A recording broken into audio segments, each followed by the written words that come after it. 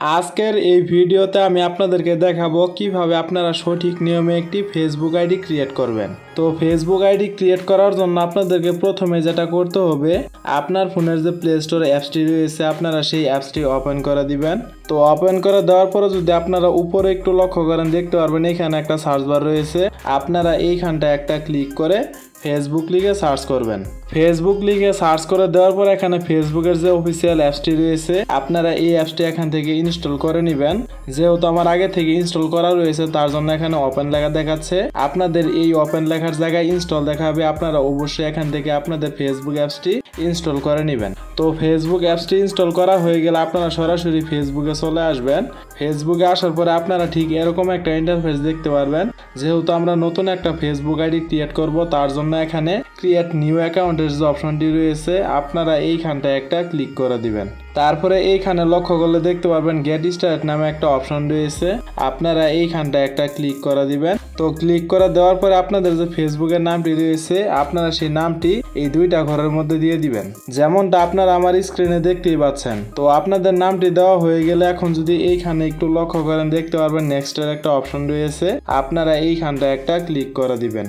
তারপরে এইখানে দেখতে পারবেন ডেট অফ বার্থ চলে আসবে। এখানে আপনারা এমন একটা জন্ম তারিখ দিবেন যে জন্ম তারিখটা 18 বছরের উপরে হয়। আপনাদের জন্ম তারিখটা দেওয়া হয়ে গেলে এখানে সেট নামের যে অপশনটি রয়েছে আপনারা এইখানটা একটা ক্লিক করে দিবেন।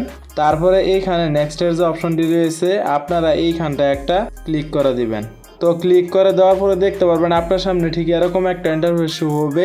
এখন আপনি যদি মেয়ে হয়ে থাকেন তাহলে এখানে ফিমেল সিলেক্ট করে দিবেন, আর যদি আপনি ছেলে হয়ে থাকেন তাহলে এখানে মেলের যে অপশনটি রয়েছে আপনারা এই অপশনটি এখান থেকে সিলেক্ট করে দিবেন। তো সিলেক্ট করে দেওয়ার পরে এখানে নেক্সটের যে অপশনটি রয়েছে আপনারা এইখানটা একটা ক্লিক করে দিবেন। তারপরে এইখানে দেখতে পারবেন আপনাদের ফোন নাম্বারটি অটোমেটিক নিয়ে নিবে। যদি আপনাদের ফোন নাম্বারটি অটোমেটিক না নেয় তাহলে এখানে ফোন নাম্বারের যে অপশনটি রয়েছে এখান থেকে আপনাদের ফোন নাম্বারটি দিয়ে দিবেন।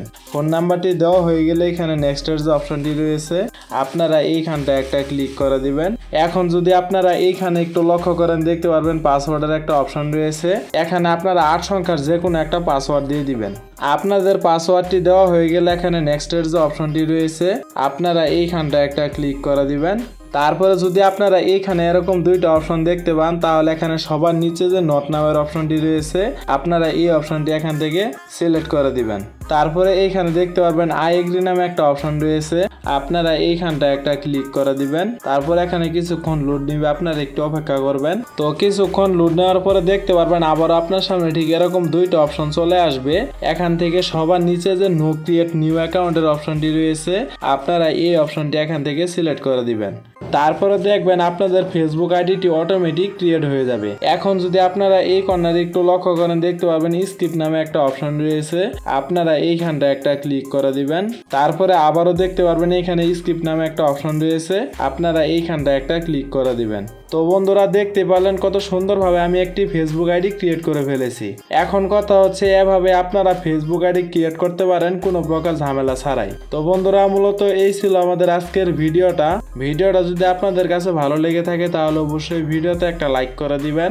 আর এরকম ইন্টারেস্টিং ভিডিওগুলো প্রতিনিয়তই পেতে চাইলে অবশ্যই আমাদের চ্যানেলটিকে সাবস্ক্রাইব করে অল নোটিফিকেশন করে রাখবেন। দেখা হচ্ছে পরবর্তী কোনো নতুন ভিডিওতে। সে পর্যন্ত সুস্থ থাকুন, ভালো থাকুন, আল্লাহ হাফেজ।